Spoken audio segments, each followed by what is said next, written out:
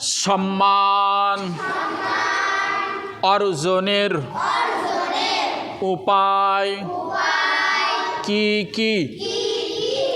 জবাব, এক ব্যক্তি হযরত লুকমানকে বলেন, আপনি এ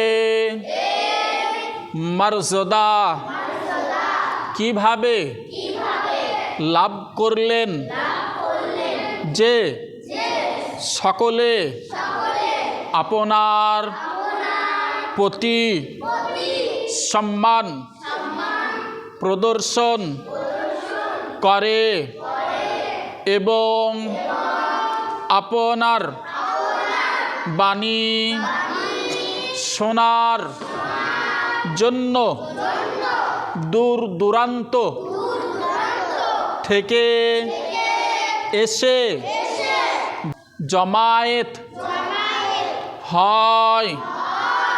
উত্তরে হযরত লুকমান বললেন যে এর কারণ আমার দুটি কাজ।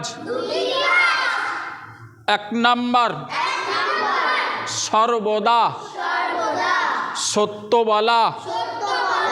দুই নাম্বার, অপ্রয়োজনীয়